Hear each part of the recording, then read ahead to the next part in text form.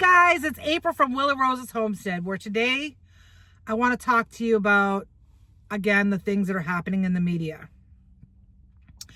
I feel really sad for Charlie Kirk's widow, for his children, for where we're at in this world, this country. I just want to state some things that I feel, my opinion only. So let's talk about it. Be back in a minute.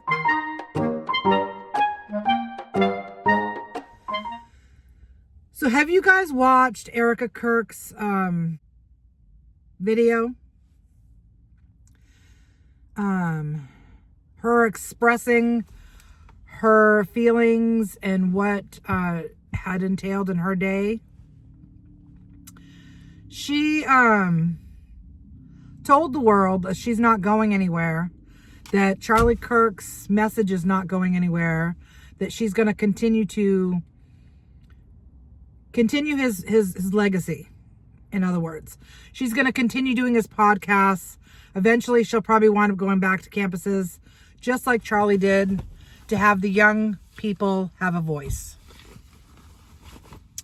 And I also noticed online that some people were calling for her assassination because she said that Charlie Kirk's message was not going to go away, that she was going to make sure that his legacy continued.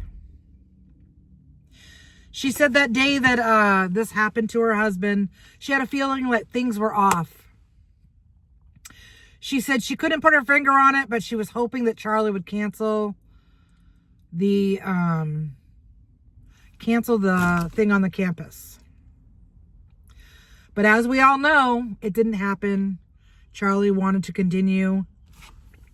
He assumed everything would be fine because he trusted and believed in his Savior. Now, I'm not a holy roller Christian person. I don't normally go to church. I normally stay away from church for my own personal reasons. But let me tell you, after all this happened this week, I think some of my family members rolled over on the floor. Because I went to my husband and I said, I think I need to go to church on Sunday. What do you think? He said, April, if you feel like you need to go to church, let's go to church. He says, that's exactly what I feel that I need. So we went to church on Sunday. And like I said, if you know me, I am not a church-going person. Some things happened to me and my sister in my childhood that I don't want to get into at a church. So I've been really standoffish and I've been really angry with God because of the death of my mother in 2004. I've never gotten over that. But that's getting off topic.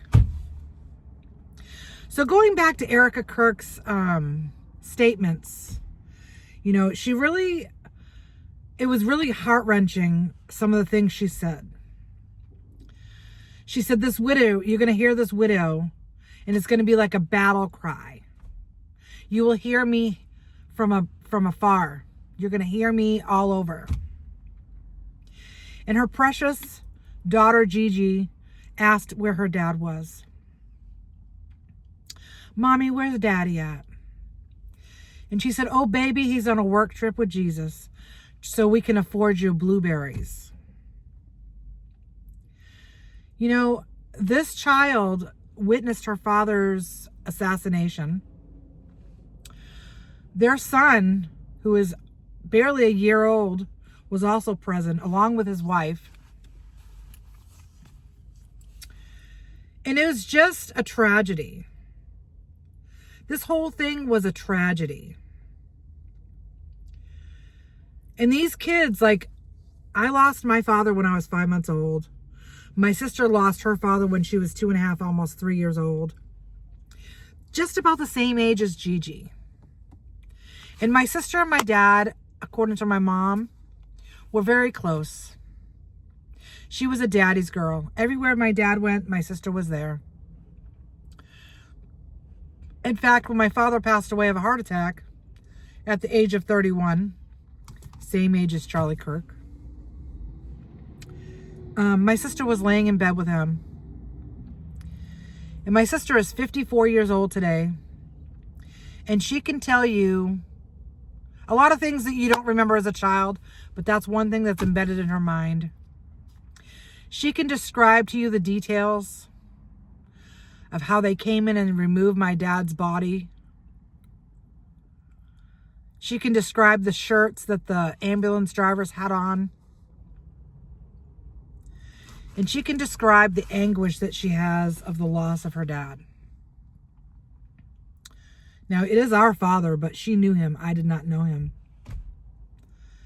And it's been heart-wrenching for me, not knowing my dad. And I feel like Gigi and this little boy is in similar paths. Because Gigi knew her dad.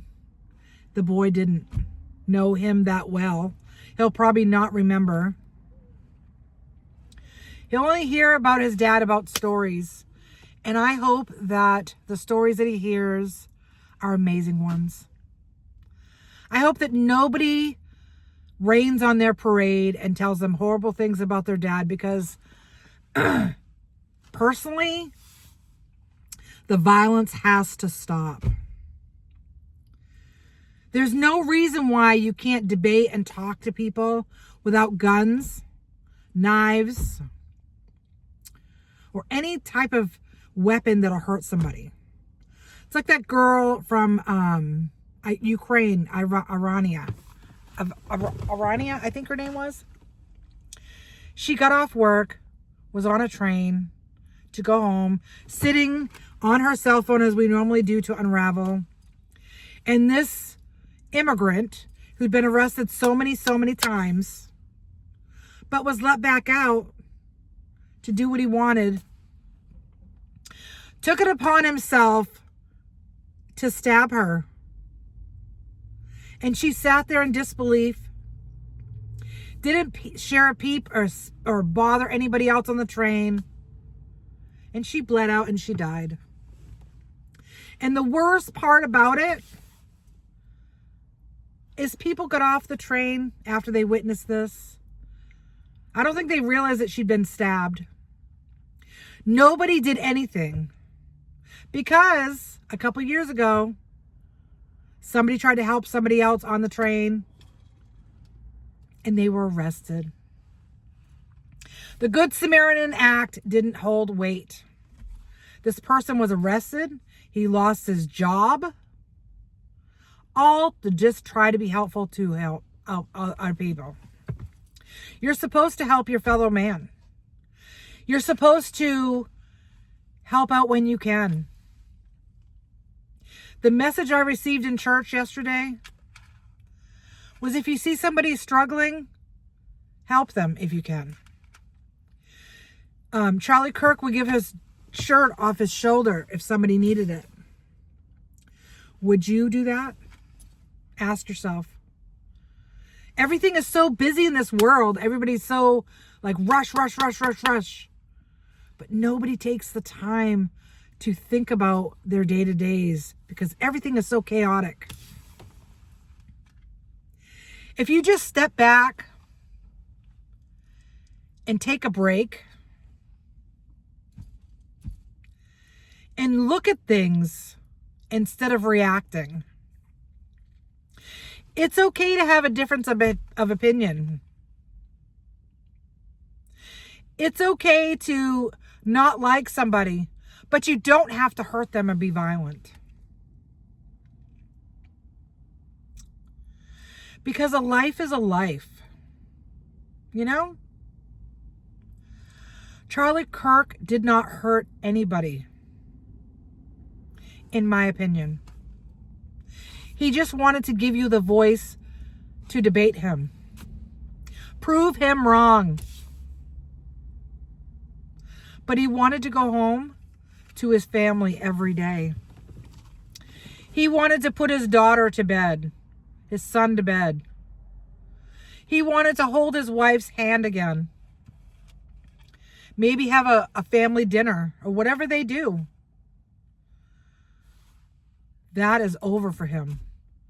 Erica Kirk will never be the same. Hopefully the children won't remember what they saw. Hopefully. Well, guys, I really hope that we can get through this. I hope that we can turn this around. I absolutely hope that we can come together as a unit, you know? Just because you don't like things does not mean you get to kill me. Just like if I don't like what you're doing doesn't mean I get to hurt you. The political stuff needs to be put aside. You know? Red, blue, independent, whatever. We're all humans. We should act like humans. We should care for one another.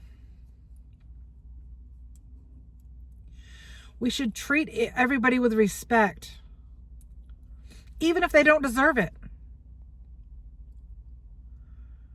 Because that's the right thing to do.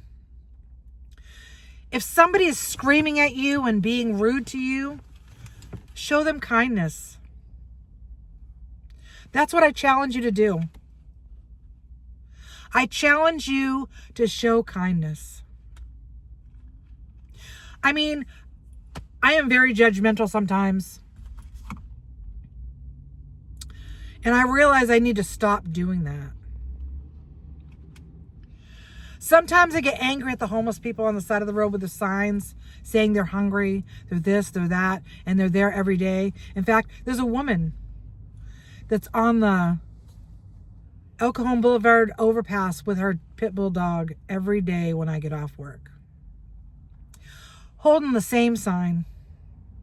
And I get so angry because she's using that dog as a pawn. That dog never hurt anybody.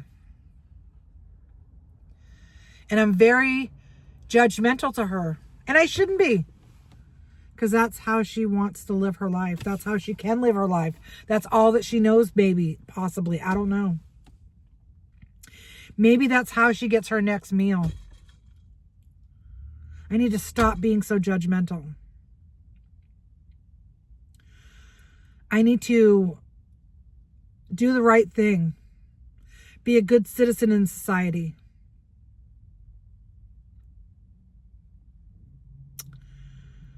Well, that's all I have for you guys today.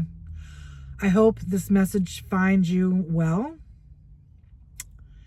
And I'll see you next time on Willow Rose's Homestead. Bye.